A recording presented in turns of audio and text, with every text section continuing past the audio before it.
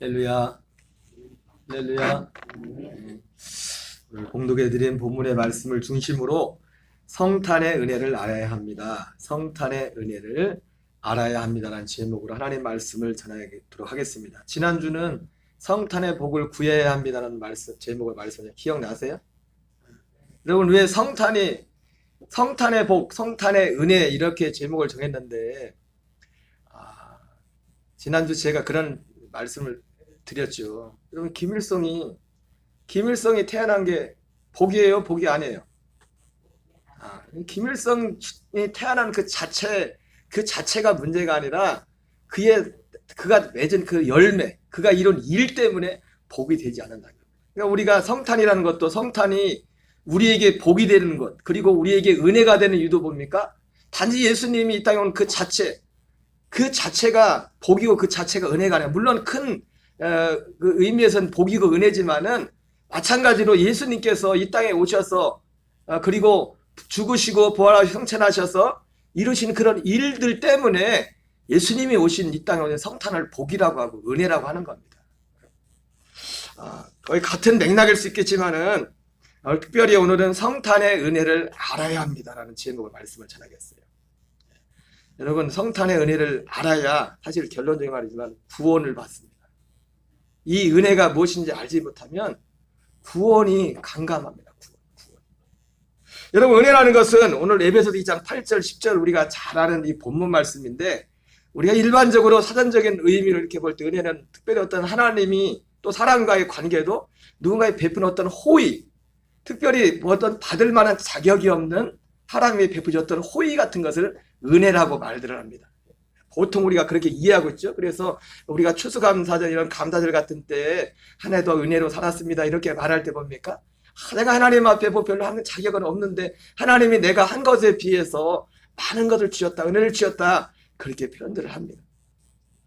맞습니다. 그러나 오늘 적어도 이 예수님께서 우리에게 베푸주는 이 은혜는요, 그런 것은 일반적인 은혜의 개념은 당연히 들어있지만은 그거보다 더 중요한 구체적인 그 내용, 은혜에 관한 내용이 있어요. 제가 언젠가 여러 번 반복해서 말씀드렸는데, 특별히 에베소서 2장 8절에 나오는 이 은혜는, 은혜의 내용이 특별히 은혜가 뭐라고 했어요? 이 은혜의 내용을 뭐라고 말했냐면, 하나님이, 이 은혜의 내용이 뭐냐면, 하나님이 우리에게 약속하신 약속과 그 약속을 이루시는 하나님의 일하심, 그것이 은혜라고 했어요. 이 은혜는 구체적으로 우리가 결과적으로 볼 때 하나님의 호의지만은 그 깊숙이 들어가 봤을 때 이 은혜의 내용이 뭐냐? 하나님께서 우리를 구원하고자 하는 어떤 약속? 여러분, 결국 구원이라는 게 뭐냐면 하나님께서 우리에게 약속하셨던 것을 우리에게 이루는 것이 구원이에요. 그리고 이 약속을 이루기 위해서 하나님이 일하시는 모든 그 일하심, 그것을 은혜라고 했습니다. 특별히 여러분, 성경에 보면은 사도 바울이라는 사람은 이 은혜라는 말들을 자주 말했지만은, 여러분, 그래서 은혜의 성격이 무엇이가, 우리가 생각하는 그 은혜의 성격과는 조금 다른 그런 면도 있지만, 그 우리가 성경에 말하는, 특별히 우리를 구원한다고 할 때 말하는 그 은혜의 내용이 뭔가는 우리가 생각하는 것과 좀 달라요.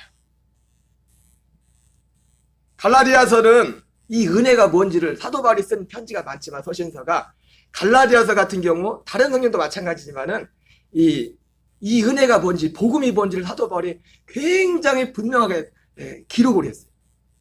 근데 갈라디아서 6장 이 은혜를 그렇게 강조하는 사도 바울이 갈라디아서 6장에서 뭐라고 하냐면, 하나님을 만홀히 여기지 말라. 사람이 무엇으로 심든지 그대로 거두리라. 육체를 위하여 심는 자 육체로부터 썩어질 것을 거두고 성령을 위하여 심는 자 성령으로부터 영생을 거두리라, 이렇게 말했어요. 여러분, 그 갈라디아서 방금 말씀하신 이 말씀은 우리가 기존에 생각했던 은혜의 개념과는 전혀 달라요. 그 내용을 담지 못합니다. 그러나 갈라디아서 6장, 지금 갈라디아 6장에서 육체를 위해 심는 자 육체로부터 썩어질 것을 거두고 성령을 위해 심는 자는 성령에서 영생을 위해, 이 말씀이 바로 영생이 무엇인가, 그 말씀 속에도 하나님이 말씀하신, 계획하신, 약속하신 그 은혜가 뭔지, 은혜의 성격이 무엇인지를 분명히 보여주고 있어요. 아무렇게나 살아도 그냥 은혜로 천국 가는 게 아니라, 은혜의 열매가 결국 은혜 받은 사람은 결국 열매는 뭐냐면 구원을 받는 사람은 어떤 삶이에요? 육체를 위해 심던 삶에서 성령을 위해 심던 삶으로 바뀌는 겁니다. 그러니까 거기에 대한 약속이, 그 약속이 하나님의 은혜고, 그 약속을 이루기 위해서 일하시는 하나님의 일하심이 하나님의 은혜인 겁니다. 그게 은혜예요, 그게. 여러분, 은혜에 대한 분명한 시각을 가지시기 바랍니다. 은혜는 우리가 생각하는 그런 어떤 1차원적인 그런 은혜에서 머무르는 게 아니에요. 특별히 우리의 구원과 관련된 그 은혜는 그런 것입니다. 먼저 우리 예배 첫 번째 약속에 관해서 약속. 은혜가 뭐라고요? 하나님의 아들됨에 대한 창세전 약속이 은혜예요. 우리 에베소 1장 3절 5절 읽겠습니다. 시작. 찬송하리로다. 하나님 곧 우리 주 예수 그리스도의 아버지께서 그리스도 안에서 하나님에 속한 모든 신령한 복을 우리에게 주시되 그 창세전에 그리스도 안에서 우리를 택하사 우리로 사랑 안에서 그 앞에 거룩하고 흠이 없게 하시려고 그 기쁘신 뜻대로 우리를 애정하사 예수 그리스도로 말미암아 자기의 아들들이 되게 하셨으니. 여러분 보세요.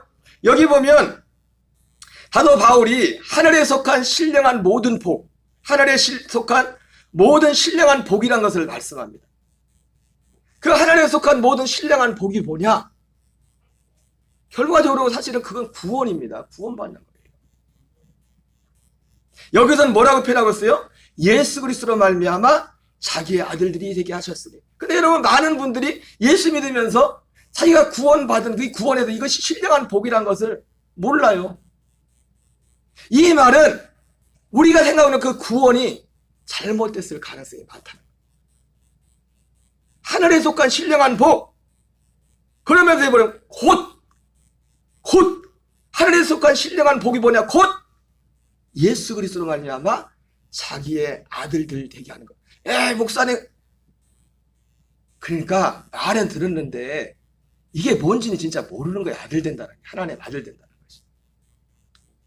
몇 달 전 지방에 연합집회가 있었는데 강사님이 오셔가지고 그런 그 말씀을 전하면서 그런 간증을 하셨어요. 개인 간증하셨는데, 이 목사님이 원래는 사업을 하시다가 늦게 이제는 신학을 하시고도 목회를 하셨는데, 지금 은퇴하셨지만은 이분이 처음에 이제 원래 예수님 믿었었는데 좀 원래 모태신앙 비슷하게 신앙생활 했었는데 중간에 좀 방황을 하셨었나 봅니다. 그래서 자기 딴에는 못된 짓도 많이 했나 봐요. 사람들도 어렵게 하고 막 괴롭게 하고 막 싸움도 많이 하고 그랬었나. 근데 어느 날 은혜를 받고 이제는 그러다가 이제 하나님이 이제는 어쨌든 불러가지고 이제 목사가 되고 전도하러 가는데 친구들이 그러는 거 전도하려니까 내가 그때 뭔 짓을 한지 알고 있다, 뭐 그런 식으로 해가지고, 야, 너같이 해가지고, 그러면 예수 믿고, 너같이 그런 짓, 나쁜 짓 하다가, 예수 믿고 넌 천국 가고 우린 예수 하면 지옥 간다면 그거 뭐 불공평하냐? 뭐 그런 식으로 얘기하니까 이 목사님이 자기도 사실 고민이 되더라고요. 어떻게 전도를 해야 될지. 예수 믿는다고, 예수 믿는 것 때문에, 너는 천국 가고 우리는 예수 안 믿기 때문에 지옥 가냐? 고민하면서 전도를 하는데 어떻게 전도를 할까?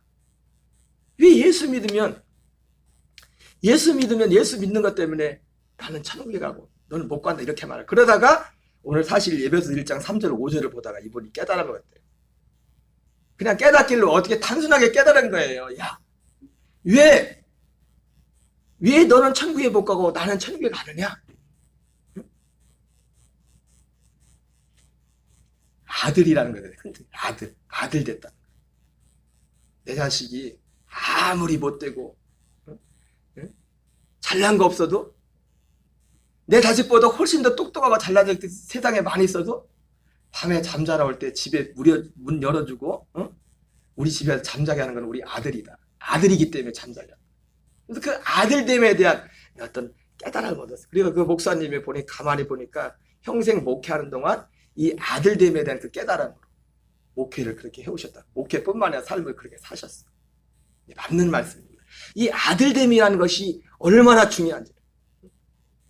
근데 중요한 건 뭐냐면 그 목사님 말씀하신 것이 그 면에 있어서 100번 맞는 말씀이에요. 근데 문제는 뭐냐면 그 목사님의 말씀이 어떻게 아들 되는 거에 대해서는 말씀해 주지 않았어요. 그냥 교회 와서 하나님 아버지하고 예수 믿습니다 하면 그렇게 그냥 아들 되는 줄 알고. 그거를 말해주죠. 그걸.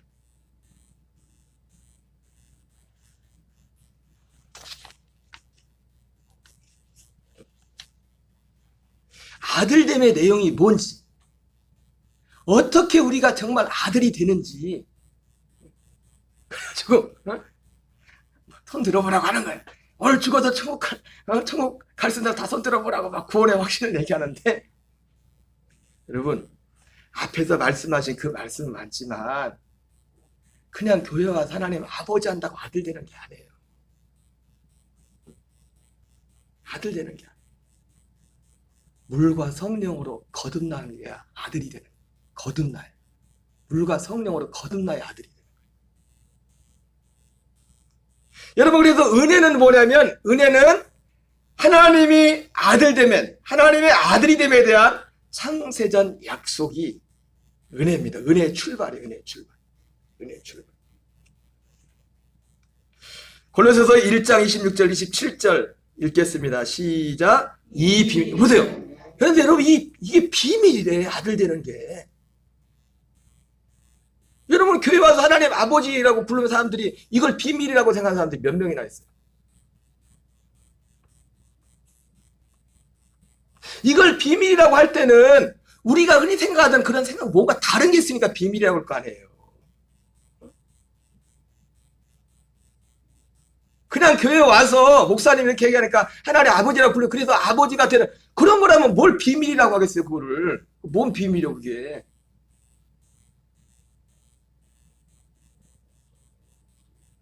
뭘 그게 신령한 하나님, 신령한 복이 신령한 복. 여러분, 하늘에 속한 신령한 복은요, 하늘에 속한 신령한 복을 받은 사람은요, 본인이 알아. 아, 이게 하늘에 속한 신령한 복이라는 거예요.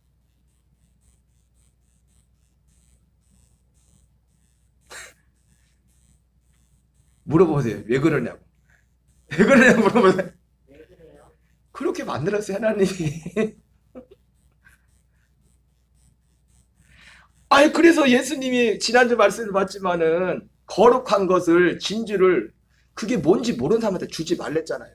여러분, 이 복을 받을 때는요, 이미 그것을 받기 전에 그게 뭔지를 알고 받아요. 뭔지 알고 구하는 자입니다. 지난주에 가치에 대해서 말씀드렸잖아요. 알고 받는다고 모르고 받는 게 아니라 그 내용이 뭔지를. 같이 있습니다. 이 비밀은 만세와 만대로부터 감췄던 것인데 이제는 그의 성도에게 나타났고 하나님이 그들로 하여금 이 비밀의 영광이 이방인 가운데 얼마나 풍성한지를 알게 하려 하십니다. 이 비밀은 너희 안에 계신 그리스도시니 곧 영광의 소망이니라. 예, 바로 이 비밀, 이건 비밀이라는 겁니다. 비밀, 이 약속. 하나님의 아들이 우리 안에 사시겠다는 약속이에요. 사도 바울은 디도서 1장 1절 3절에서도 이렇게 말합니다. 같이 있습니다. 하나님의 종이요 예수 그리스도의 사도인 나 바울이 사도된 것은 하나님이 택하신 자들의 믿음과 경건함에 속한 진리의 지식과 영생의 소망을 위함이라. 이 영생은 거짓 없으신 하나님이 영원 전부터 약속하신 것인데 자기 때 자기의 말씀을 전도로 나타내셨으니 이 전도는 우리 구주 하나님이 명하신 대로 내게 맡기신 것이라. 여러분, 바로 이 약속은 사도 바울이 여기서는 하나님의 아들됨에 대한 약속이라고 에베소서에는 말씀했는데, 여기서는 영생에 관한, 영원 전부터 약속하신 영생에 관한 그 약속이 하나님의 복음이 은혜라고 말해요. 은혜래요. 이 약속. 여러분, 오늘 에베소서 2장 10절에서도 오늘 그걸 똑같이 얘기하고 있어요. 에베소 2장 10절을 같이 읽겠습니다. 시작. 우리는 그가 만드신 바라 그리스도 예수 안에서 선한 일을 위하여 지으심을 받은 자니 이는 하나님의 전에 예비하사 우리로 그 가운데서 행하게 하려 하심이니라. 보세요. 여기서도 이 은혜는 뭐냐면 약속인데 그리스도 예수 안에서 지으심을 받은 자. 우리가 그리스도 예수 안에서 새롭게 지음받는 어떤 약속이 하는 겁니다. 우리가 선천적으로 우리가 노력해서 육신의 부모로부터 물려받은 거기에서 노력해서 뭐 어떻게 새롭게 되는 게 아니라 전혀 다른 그리스도 예수 안에서 지으심을 받은 이것은 여기 뭐라 합니까? 하나님이 전에 예비한 것. 전에 이 약속됐던 것. 지금 이거 구원에 관해서 말씀하잖아요. 그죠? 사도 바울이 오늘 읽은 본문에 에베소 2장 8절에 너희가 그 은혜를 인하여 믿음으로 말미암아 구원을 받았나니 이것이 너희에게서 난 것이 아니요 하나님의 선물이라 말씀하면서 오늘 10절에서 말씀하잖아요. 우리는 그가 만드신 말. 그러니까 은혜가 뭐냐면 하나님께서 우리를 어떻게 새롭게 만드는 겁니다. 여러분, 우리가 예수님 믿는다고 하면서도 예수님 믿는 믿음의 가장 큰 징은 뭐냐? 우리 삶 속에 어떤 변화입니다. 내 환경이, 내 건강이 주시는 것이 아무리 뭐가 변하고 볼발쳐 내가 바뀌지 않으면 그거는 하나님의 은혜 아래 있는 게 아니에요. 엄밀한 의미. 성경이 말하는 그 은혜와 이 은혜하고는 관련이 없는 거예요. 엄밀한 의미에서 성탄의 은혜와는 관련이 없는 거예요. 왜? 예수님이 오신 목적이 그것 때문에 오셨는데. 여러분, 복 중에 복은 그래서 내가 바뀌는 거예요. 내가 변하는 거예요. 제가 오늘도 요즘 새벽 말씀 전에 그런 말씀했지만 이 복음을 알지만 이게 희한한 게 뭐냐면 이게 지식으로만 되는 게 아니에요. 어떤 때는 막 요즘 보면 저도 집에서 이렇게 생활하면서도 뭐 저도 그렇고 집사람도 좀 그런 경향이 있었고 좀 서로 허물을 자꾸 허물을. 얼마 전까지는 안 그랬는데 갑자기 또 내가 또 계속 생각이 드는 거 그거예요. 아니 이게 꼭 저 사람이 잘못해서 그런 거냐. 지금 내가 문제지. 지금 내 마음에 지금 그런 마음이 있으니까 그런 게 나가는 거지 지금. 여러분 그게 맞는 거예요? 누가 꼭 잘못해서 그런 게 아니라 내 마음에 그런 마음이 있기 때문에 그게 나가는 거라고. 내 지금 상태가 안 좋은 거야. 내 상태가. 내가 아까 전에도 말씀했지만 옛사람이 또 나와버리면 어제는 아무 문제가 되지 않던 게 또 오늘 문제가 된다고.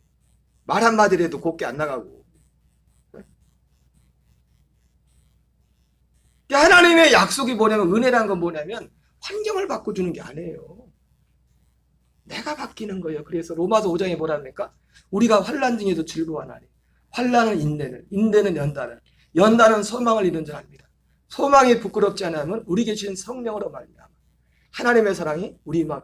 여러분 우리가 우리 육신적으로라도 우리가 원하는데 다 잘 되면 옛날에 누가 그래도 어떤 그 교회에 여자 청년 그 목회를 크게 하시는 목사님이 있었는데 어떤 청년이 아주 여자인데 남자들이 그 여자 청년만 지나면 벌벌 떨고 자리를 비켜주는 여자 청년이 있었대. 어느 날 이렇게 가는데 여자 청년이 커피를 다 갖고 오다가 누가 실수로 남자가 그걸 다 건드렸어. 그리고 커피가 엎질렀네? 그래가지고 다들 막 긴장을 하는 거야. 쟤는 반 죽었다 이제는 생각하고 있는데 그런데 전혀 뜻밖의 예상하지 못했던 그런 그 반응이 나오는 겁니다. 여자 청년이. 괜찮아. 빨아 입으면 돼. 그래가지고 아니 제가 왜 그러냐 알아봤더니 이 여자 청년이 아마 어느 학교를 처음 봤는데 도저히 들어갈 수 없는 학교를 그 과를 지원을 했나. 근데 거기에 합격을 한 거야. 미달돼가지고. 그래가지고 기분이 너무 좋아가지고 옛날 같았으면 뭐 커피 따가서 반 벌써 죽었는데 괜찮아. 여러분 환경이 좋으면요 뭐 기분 좋은 거 누구든지 다 그렇게 할 수 있어요. 옛사람도 하나님 없이도 나한테 기분 좋은 일 있으면 얼마든지 그렇게 살 수 있다고. 그런데 진짜 은혜는 믿음은 뭐예요? 그 환경과 관계없이. 왜?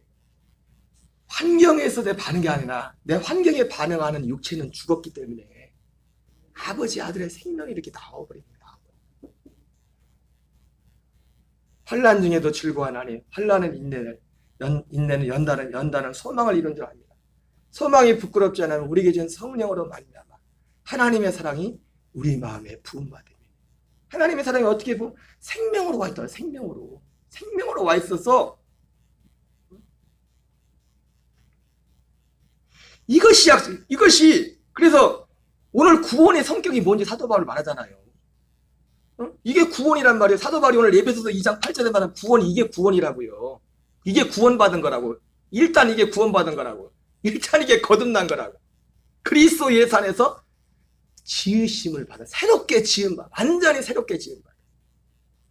이것은 하나님의 전에 예비하다. 예전부터 약속하였던 그 약속. 여러분, 이것이 은혜입니다. 이 약속이 하나님의 은혜예요. 이 약속이. 베드로후서 1장 3절 4절에서는 베드로 같은 경우는 이것을 보배롭게 지극히 큰 약속이라고 말하고 있고, 이거 그래서 생명과 경건에 속한 모든 것을 우리에게 주시는 것이고, 정욕 때문에 세상에 썩어질 것을 피하여 신성한 성품에 참한 자가 되게 하려 하셨느니라. 누가 나한테 막 아무리 뭐라고 해도 그게 막 싸우려는 전투력이 생기는 게 아니라 오히려 반대로 그냥 그 사람이 좀 어떻게 저 사람 뭐가 문제일까, 왜 그럴까, 그냥 그런 거 내 마음에서.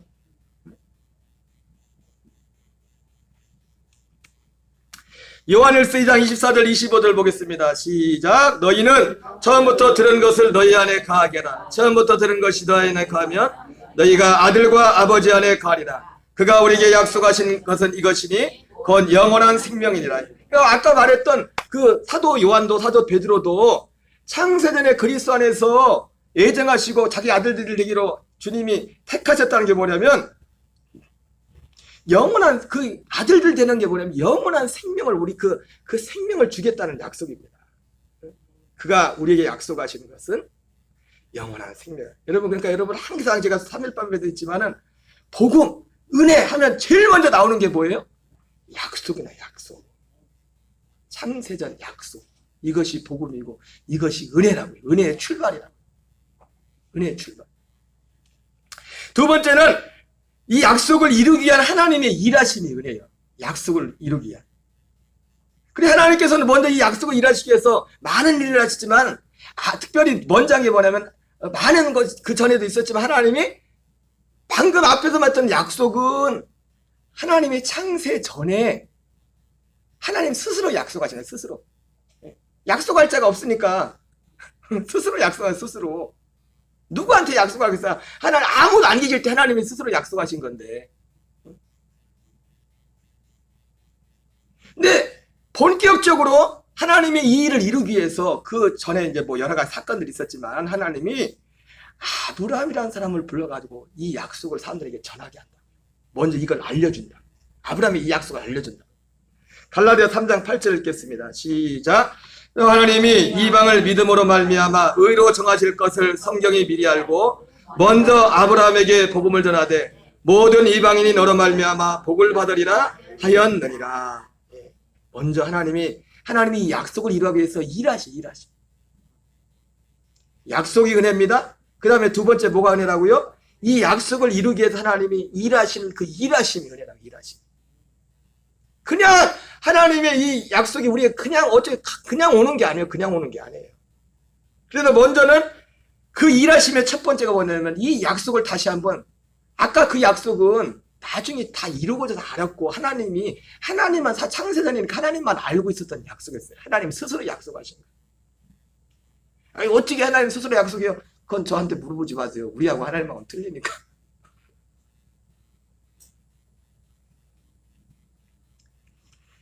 자, 그 아브라함에게 약속하시고 아브라함에게 복음을 전하되, 그게 약속이란 말이에요. 아브라함이 전한 복음이. 하나님이 그래서 여러분, 그래서 아브라함을 믿음의 조상이라고, 여러분, 아브라함을 믿음의 조상이라고 하는, 누가 믿음의 조상이라고 할 수 있느냐?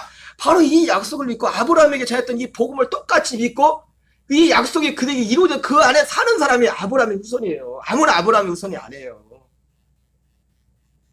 로마서 9장에 나온 것처럼 이스라엘에 산 자가 다 이스라엘이 아니요, 아브라함의 씨가 다 아브라함의 씨가 아니라 오직 이삭으로부터 난 자야 씨라 일컬음을 받으리니. 아브라함의 육신의 후손들도 많았지만 그게 다 아브라함의 후손이 아니라고요. 이 약속을 알고 약속을 이어가고 약속을 소망하는 그 후손들만 아브라함의 후손이었다고. 지금도 마찬가지예요. 왜 예수 믿는 사람들이 아브라함을 우리의 믿음의 조상이라고 해요? 아브라함이 이걸 믿었기 때문에 그래, 이 약속을. 그래서 아브라함에게, 사람에게서는 하나님이 최초로 아브라함에게 이걸 말씀해 줬기 때문에 구체적으로. 그래서 아브라함을 믿음의 조상이라고 하는 겁니다. 믿음의 조상. 우리는 아브라함을 믿음의 조상이라고 하면서 맨날 생각해 보여요. 야, 아브라함 이렇게 해서 복을 받았대. 우리도 아브라함처럼 복을 받자. 세상적. 아브라함 거기에 관심 없었다니까요. 엄청 많이 가졌지만 아브라함은 거기에 관심 없었어요. 그래서 어떻게 했어요? 아브라함이 재산이 얼마나 많았어요? 군인이 그 호동 고모라성에 잡혔던 그 조카 구하려고 군인들 이끌고 가잖아요. 사병이 몇 명에서 300명이 넘었잖아요. 전쟁 나간 사람들이 있었겠지만 거기 그 본진을 지키고 있는 군사들도 있었을 거예요. 군인들도 다 갔겠어요? 사랑하는 가족들을 다 남겨있는데 어떻게 되나? 여러분 같으면 다 가겠어? 전쟁에 또 남겨놓고 갈 거 아니에요. 모르긴 몰라도 훨씬 많았을 거예요. 아브라함이 직원이 군인 가족만 해도 가족 치면은 1000명이 넘어서 1000명이. 그래서 아브라함은 히브리서에 보니까요. 텐트 생활했대. 그냥 텐트 생활. 왜? 그냥 문화가 그렇기 때문에 텐트 생활한 게 아니라 히브리서는 그걸 뭐라고 하냐면 왜 그렇게 부자인데 텐트 생활하냐 아브라함은 자기 집이 여기가 아니라 저 하늘에 있다는 것을 알기 때문에 그걸 바라고 있다. 지으실 터가 있는 성을 바라봤다. 그 지으실 터가 뭐예요? 그리스도입니다. 그리스도. 베드로 고린도 전서 3장에서 그 터를 그리스도라고 하잖아요. 우리의 터를. 그리스도가 우리 영혼의 터라. 우리의 영이 그리스도를 만나야만 구원이 있는 거야. 하나님이 약속하신 그 약속이 우리에게 이루어지는 거야. 약속을 먼저 알아야 돼요. 약속을 믿어야 돼요. 별걸 다 해도 약속을 이걸 무시하고는 하나님이 성경이 무엇을 말하느냐? 아브라함이 하나님을 믿으면 이 약속을 믿으면 의롭게 되겠단 말이에요. 다른 거 없단 말이에요. 하나님이. 아브라함을 의롭게 여기는 딱 하나 네가 이걸 믿으니까 나 이걸 의롭게 여기겠다. 이것을 무시하는 자는 어떤 사람도 하나님의 의의가 될 수가 없어요. 다시 한번 물어보세요. 왜 그러냐? 하나님이 그렇게 정했다니까. 하나님한테까지 따지지. 하나님이 그렇게 정하셨다고요.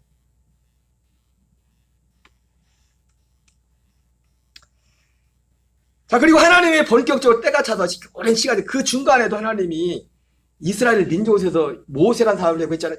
그게 다 이거 약속을 이뤄가는 과정이었어요. 율법도 제가 시간에서 말씀드린 다 이 약속을 이뤄가는 그 모든 과정이 율법 속에 나와 있다고 했죠. 그죠?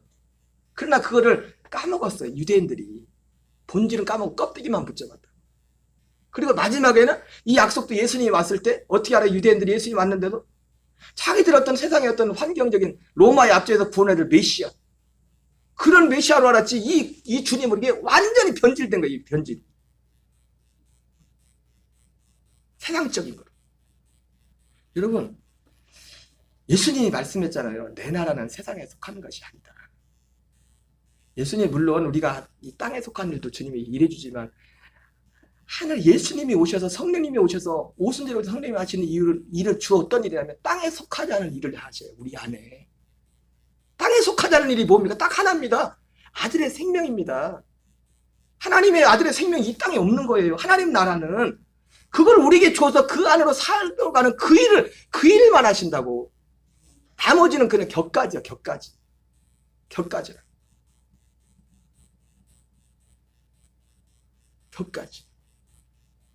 그래서 이 일을 위해서 하나님이 일하시는데 요한복음 1장 14절, 요한복음 1장 18절에 보면 그래서 이 일을 위해서 드디어 때가 차서 예수님이 하나님이 사람의 몸을 입고 오시려. 이게 성탄절이에요.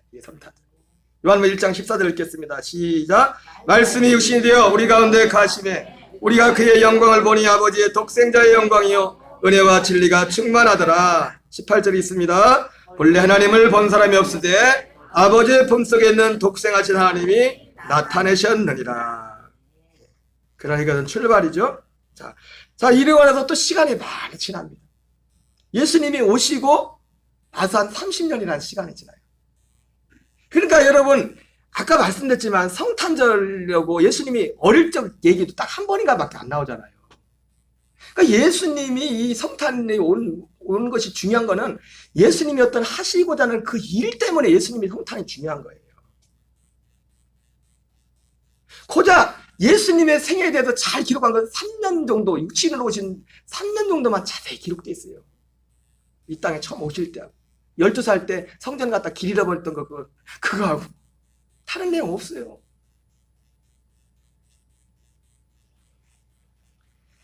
자, 30년이 지나서 예수님께서 드디어 하나님의 약속을 이루시기 위해서 첫 걸음을 뗀데 그게 뭐냐면 예수님이 세례를 받으셔요. 마태복음 3장 13절 15절 보면은 우리 밑줄 친 부분만 읽겠습니다. 시작. 이제 허락하라. 우리가 이와 같이 하여 모든 일을 이루는 것이 합당하리라. 여러분 이게 무슨 말씀이에요? 세례요한이 세례를 베푸는데 예수님이 세례 받으라고 하니까 세례요한이 뭐라고? 아니 예수님 제가 세례를 받아야죠. 왜 예수님이 세례를 받습니까? 세례요한이 무슨 세례를 줬어요? 죄 사함을 얻게 하는 회개의 세례를 줬잖아요. 아 예수님은 죄가 없는데. 반대 예수님.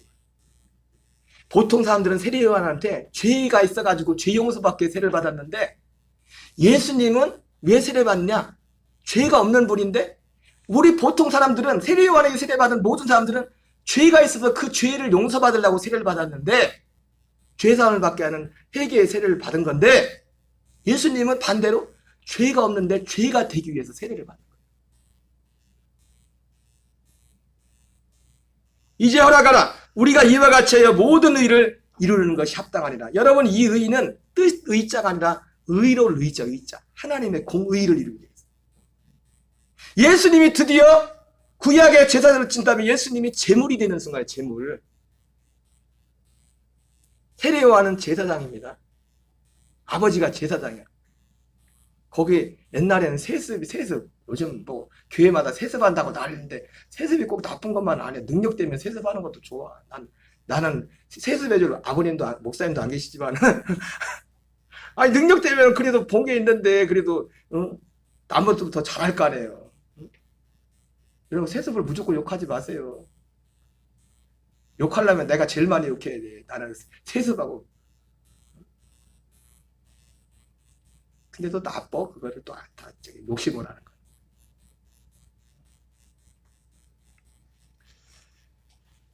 이것은 뭐냐면 예수님께서 제물이에요. 제물.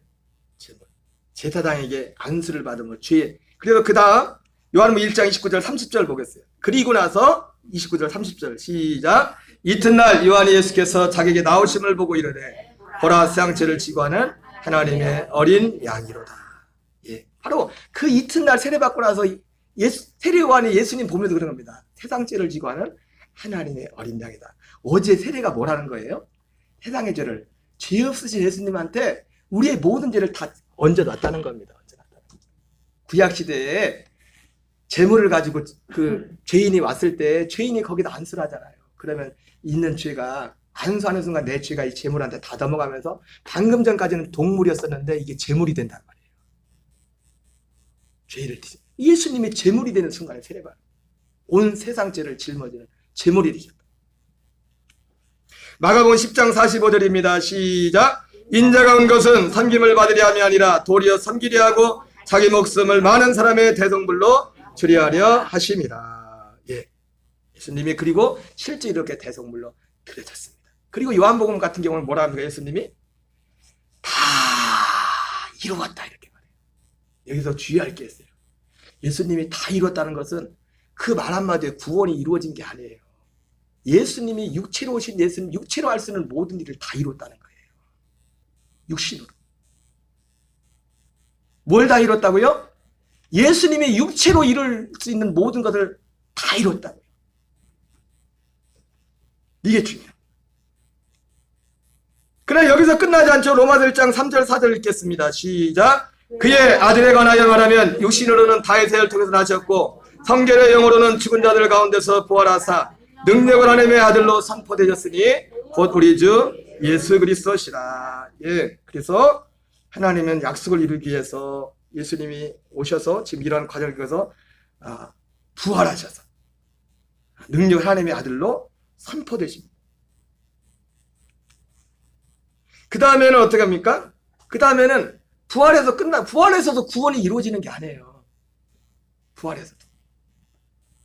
그분 승천하셔서 영광을 받으셨다. 승천하셔. 요한복음 20장 17절 읽겠습니다. 시작. 예수께서 이르시되 나를 붙들지 말라. 내가 아직 아버지께로 올라가지 아니하였노라. 아버지께로 아직 올라가지 않았다. 붙들지 말라. 다른 옛날 성경에는 만지지 말라 되어 있는데 이 붙들지 말라는 건 뭐냐면 올라가야 되는데 이 붙드는 게 그냥 지나가다가 이렇게 스친 그게 아니라 예수님 가지 마세요. 가지 마세요. 이거 얘기하는 거야 지금. 그러지 말라고. 난 가야 된다고. 그냥 가다가 이제 예수님 보여서 몸 스쳐가지고 만지지 마. 그 얘기가 아니라 응? 가지 말라고. 나는 우리랑 같이 있어요. 같이 있어요. 예수님 뭐라고 해요?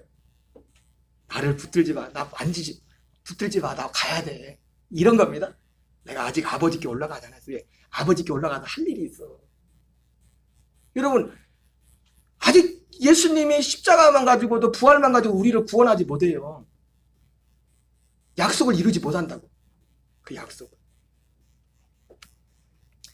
요한복음 7장 38절 39절 읽겠습니다. 시작. 나를 믿는 자는 성경에 이른 것 같이 그 배에서 생수의 강이 흘러나오리라 하시니 이는 그를 믿는 자들이 받을 성령을 가리켜 말씀하신 것이라. 예수께서 아직 영광을 받지 않으셨으므로 성령이 아직 그들에게 계시지 아니하시더라. 예. 여러분 우리가 새로운 피조물이 되면 어떤 일을 합니까? 우리의 배에서 생수의 강이 흘러나오는 그런 일들이 시작돼요. 물론 그 정도의 차이는 사람들마다 계시록 저기 나오는 것처럼 에스겔서 나온 것처럼 어떤 사람은 발목만큼, 어떤 사람은 무릎만큼, 어떤 사람은 허리만큼, 어떤 사람은 헤엄을 치지 않으면 건널 수 없을 그만큼. 그 정도의 차이는 있지만은 그런 일들이 시작된다. 우리 안에. 그게 하나님의 일이에요. 그것은 세상에 속하지 않은 거예요. 하나님께 속한. 아들 그리스도가 오직 그리스도께서 영광을 받으신 이후에 이전에는 이런 일들이 없었어요. 이전에는. 히브리서 9장 28절 읽겠습니다. 시작. 이와 같이 그리스도도 많은 사람의 죄를 담당하시려고 단번에 들으신 바 되셨고 구원에 의하여 죄와 상관없이 자기를 바라는 자들에게 두 번째 나타나시리라. 자, 그래서 예수님이 이렇게 하면서 예수님이 이제 승천해서 영광을 받으시거든요. 영광을 받으시 전에 승천하기 전에 말한단 말이에요. 약속한단 말이에요. 내가 다시 올 거다. 요한복음 14장에서는 뭐라고 합니까? 14장 19절에는 조금 있으면 너희는 나를 보지 못할 것이나 조금 있으면 나를 볼 것이고 세상은 나를 보지 못할 것이나 조금 있으면 너희는 나를 볼 것이다. 지금 그 얘기랑 똑같은 거예요. 두 번째 자기를 바라는 자들에게 이 두 번째 나타나시는 주님은 눈에 보이는 분이 아닙니다. 눈에 보이게 오시는 분이 아니에요. 첫 번째 육체로 오신 예수님 우리가 눈으로 볼 수 있지만은 두 번째 나타나시는 그분은 눈에 보이지 않게. 근데 보이지 않게 하지만 그럼 어떻게 알아요? 예수님이 말씀해요. 어떻게 하냐고. 바람이 임의로 불매 어디에서 와서 어디로 가는 거 알지 못하지만 성령으로 하는 사람도 다 이와 같다. 예수님 그렇게 말씀하잖아요. 하나님 나라는 눈으로 볼 수 있게 여기 있다 저기 있다는 것이 아니라 너희 안에 있느니라. 볼 수 있게 많은 것이 아니지만 이게 어떻게 이루어지느냐?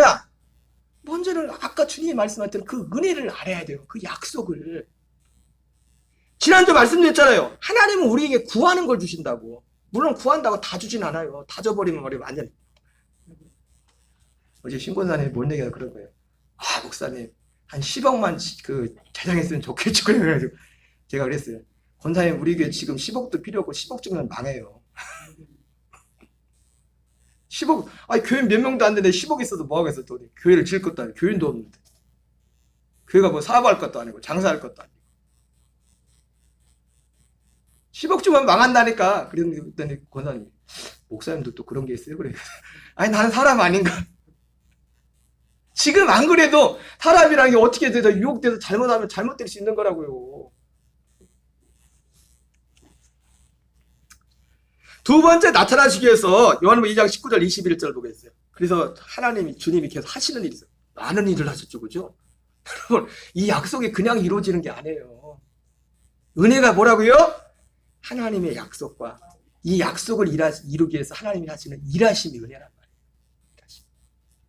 요한복음 2장 19절 21절에는 그래서 이 성전을 헐라 내가 사흘 동안에 일으키리라. 예수님이 이제 승천하셔서 하는 일이 뭐냐면 영광을 받으시고 새로운 성전을 짓는단 말이에요. 새로운 성전. 여러분, 그 새로운 성전 또한 눈에 보이지 않습니다. 근데 그 새로운 성전의 죄사함도, 우리의 영원한 죄사함도 우리 영혼이 그 새로운 성전에 들어가야 거기서 죄사함을 받아요. 우리 영이. 제가 항상 말씀드리지만 이거 눈에 안 보이는 거예요. 눈에 보이지 않지만 실제 일어나는 일이에요. 히브리서 9장 11절 12절 세 번역을 보겠어요. 시작. 그러나 그리스도께서는 이미 일어난 좋은 일을 주관하시는 대제사장으로 오셔서 손으로 만들지 않은 장막, 다시 말하면 이 피조물에 속하지 않은 더 크고 완전한 장막을 통과하여 단번에 지성소에 들어가셨느니라.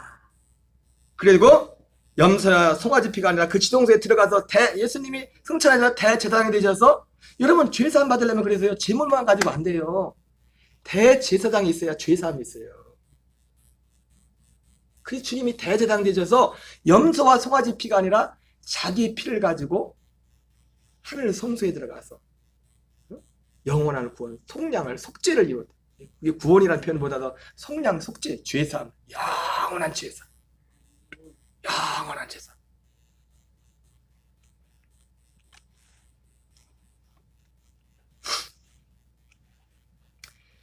이런 것을 하고, 그리고 예수님이 마지막으로 거기 하시는 게 뭡니까?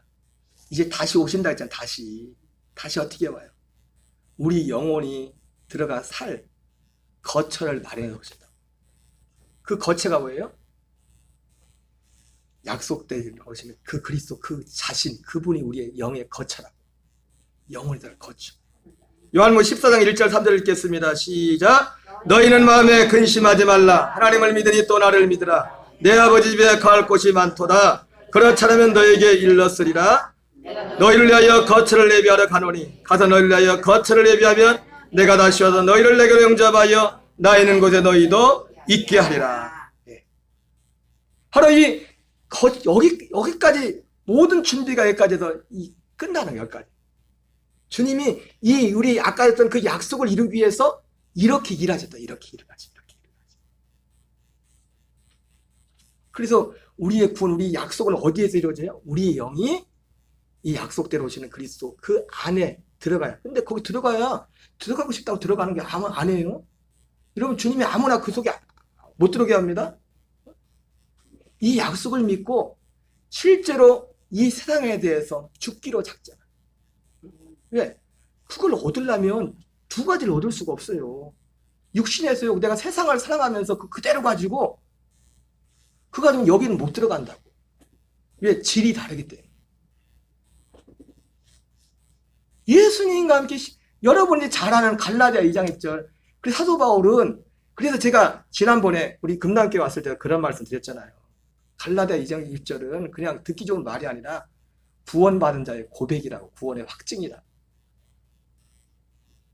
내가 그리스도와 함께 십자가에 못 박혀 죽은, 그리스도와 함께 십자가에 못 박혀 죽은 사람만, 그 영만, 죄의 몸은 죽고 죄의 몸이 심판을 받아야 됩니다. 여러분, 죄의 몸은 심판을 받아야 되고 죄의 영은 죄사함을 받아야 돼요. 뭐라고요? 죄의 몸은 심판을 받아야 되고 죄의 영은 죄사함을 받아야 돼요. 그러니까 죄의 몸이 어디서 심판받아요? 예수님과 함께 십자가에 못 박혀 죽음으로 죄의 몸이 심판받아. 그 다음에 죄 용서가 나와요. 죄의 몸이 같이 심판을 받아요. 이걸 약속을 바라고 갈망해서, 여러분, 사람은 제가 지난주 말했잖아요. 제가 이렇게 하라고 한다고 하는 게 아니라 자기가 하고 싶은 거 한다고. 목사가 아무리 앞에서 막 이게 좋습니다 해도 여러분들이 좋다고 생각되기 전에는 안 한다고. 그게 사람이에요. 그게 누구라고요? 그게 사람이라니까요. 내가 아무리 말한다고 이게 좋습니다 한다고 다 하는 게 아니라니까. 본인이 진짜 좋다고 느껴야 돼. 자기가 그걸 얻기를 진짜 원해야 돼. 그러려면요, 자기가 진짜 얻고 싶으면 이거 포기하죠. 이게 뭐 문제가 되는 게 있습니다. 진짜 얻고 싶어요. 여러분, 세 번째 은혜가 뭐냐면 약속을 이루신 하나님의 은혜고, 세 번째 결국 이것을 우리에게 약속을 이루시는데, 이 은혜의 전달자, 전도자가 하나님의 은혜예요. 누가 은혜라고요? 약속을 전달하는 전달자. 고린도서 1장 21절 읽겠습니다. 시작. 하나님의 지혜에 있어서는 이 세상이 자기 지혜로 하나님을 알지 못하므로 하나님께서 전도에 미련한 것으로 믿는 자들을 구원하시기를 기뻐하셨도다. 여러분, 하나님의 방법은 변함이 없어요. 하나님은 우리를 구원하는데 이 약속을 이루는데 어떻게 이거나 사람을 통해서. 사람도 아무 사람이 아니에요. 여기서 약속하신 이 약속을 실제로 믿어 이 과정을 통해서 거듭난 그 사람을 통해서 똑같은 걸 전하는 거, 똑같은 거. 똑같은 거. 전도에 미련한 것으로 믿는 자들을 구원하시기를 기뻐하셨다. 로마서 10장 14절 15절에서는 그래서 뭐라고 합니까? 아름답도다. 좋은 소식을 전하는 자들의 발이여 함과 같습니다. 이 복음, 이 약속. 하나님의 은혜가 그냥 오늘 이렇게 은혜가 오는 겁니다. 우리에게 이 은혜 약속이. 그냥 어느 날 산속에 기도하다가 그거 안 해요. 그거는 이거랑 상관없는 거예요. 반드시 이 과정을 통해서 온다고요. 그래서 여러분, 예수님도 그래. 예수님 먼저 그 본이 된 게 누구예요? 첫 번째 전도자가 예수님이에요. 예수님이 이거 전도했다고.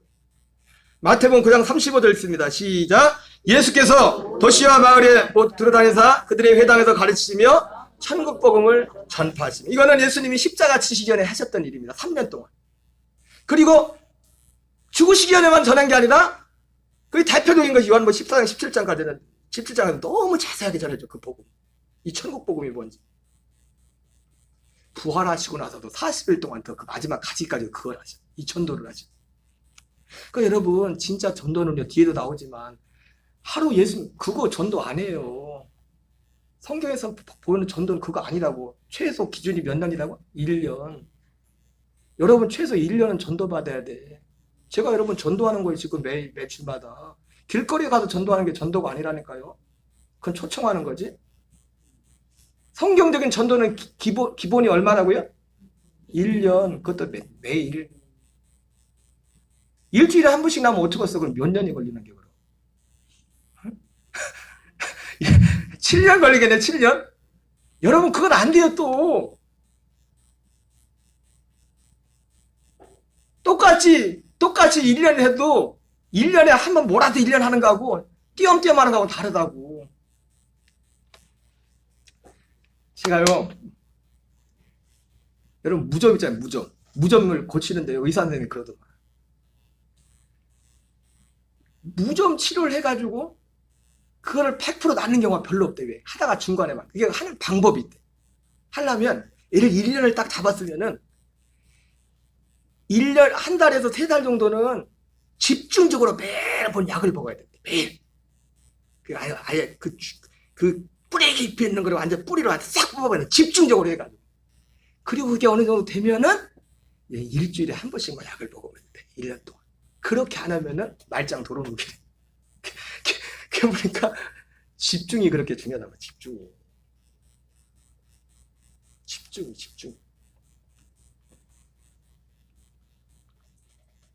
에베소 3장 5절 6절. 응? 사도행전 1장 3절 4절. 예수님이 부활하시고 난 후에서도 이 복음을 예수님이 전도자였다는 말이에요. 전도자. 응? 그리고 에베소 3장 5절 6절에는 사도들과 선지자들. 그리고 누가복음 16장 27절 29절에는 뭐라고 해요? 예, 음부에 갈 그 부자가 아브라함한테 그러잖아요.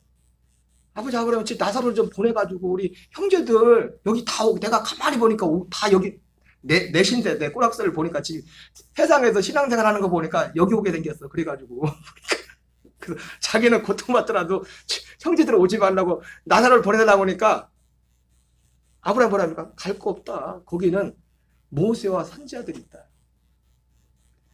그래도 그랬죠. 나사로 가서 말하면 들을 거예요. 아니야. 모세와 선자들에게 듣지 않으면, 여러분, 모세와 선자들이 뭐 얘기했어요? 이 약속을 전한 사람들이에요. 이 복음을. 예수님이 말했잖아요. 누가복음 22장에서. 야, 모세와 시편과 선자들이 뭐 얘기한 줄 알아요? 나에 대해서 이거 얘기한 거다. 여러분, 하나님의 은혜는, 여러분, 그러므로 진짜 귀한 거예요. 진짜 이 복음과 이걸 알고 전하는 전도자를 만난다면 은혜 중에 은혜가 아니에요. 그보다 큰 은혜는 없어요. 사도행전 11장 25절 26절 아까 방금 말씀드렸죠. 바나바와 사울이 그 전도자였습니다. 1년간. 이게 성경이 말하는 전도의 모습이에요. 성경 어디에도 우리가 말하는 거죠. 여러분, 우리가 그랬다고 길가가 전도하는 게 잘못됐다는 거 아니에요. 해야 돼요. 저도 일주일에 한 번씩은 나가요. 더 하려고 하는데. 근데 성경에서 말하는 본질적인 전도는 그게 아니에요. 교회에 불러놓고 따로 세워놓고 진짜 듣기 원하는 사람. 그래도 1년 걸린다니까, 듣기 원해도. 근데 듣기 싫다고, 아유, 목사님, 뭐, 매출마다, 그러고 있으면 어떻게 듣겠어? 듣기 원하는 사람만 따로 세워놓고 했는데 1년이 걸렸다니까요. 이 전도가. 비로소 그리스도인이 됐다니까요. 아, 제 얘기가 아니라 성경의 방법이라니까요.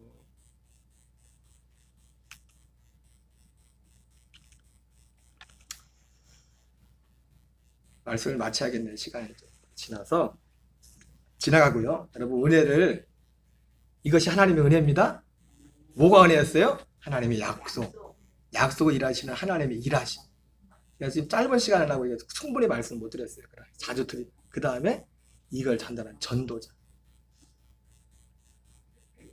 이걸 통해서, 그러니까 오늘 에베소 교회 같은 경우도 너희가 그 은혜를 믿음 안에 구원을 받았다고 했는데 이 편지를 받는 에베소 교회는 2년 걸렸어. 지금 에베소 2장 8절에 10절에 이 말씀이 이루어지는데 에베소 교회 몇 년 걸렸다고요? 2년. 그게 전도라니까요. 여러분도 전도 좀 받아보실래요? 전도를 받아야죠. 전도를. 이단이지만 그러면서 신천절 이런 사람들이 방법론에서는 그 사람들이 잘하는 거예요. 내용은 잘못됐지만. 거기는 아무나 예배도 못 들어오게 합니다. 시험 봐서 다 통과한 사람들은 예배에 참석할 수 있어. 그게 맞아. 내용은 잘못됐어도 방법. 그러므로 여러분, 우리는 은혜를 헛되이 받지 말아야 돼요. 오늘 성경에서만 이 은혜를 받아야 돼요. 예전에 여기서 끝났어요. 남자들이 착각하고 있는 게 많았어요. 오해. 지나가 여자들이 막 친절해 주면 오해를 해. 저 여자가 날 좋아하나 봐. 아니, 좋아해서 그런 게 아니라 그냥 그런 거라니까, 그 여자가 그냥. 신앙적으로도 얼마든지 오해할 수 있어요. 내 기도해서 응답되고 막 이렇게 해서 하나님이 날 굉장히 좋아하는 거. 예, 하나님 얼마나 응답할 수 있다는, 그러나 이 은혜하고는 무관해요. 이 은혜하고 무관하게도 얼마든지 하나님 우리 기도를 들어주게 하실 수 있다고요. 그게 잘못됐다고 말하는 게 절대 아닙니다. 무가차다는 게 아니에요. 지난주도 똑같이 말씀드렸잖아요. 그렇죠? 여러분, 우리가 이 성탄의 은혜가 뭔지를 분명히 알고 이 은혜를 구하고 이 은혜를 전하는 저와 여러분 되시기를 주의 이름으로 축원합니다. 우리 찬양 드리겠습니다. 참 반가운 성도요.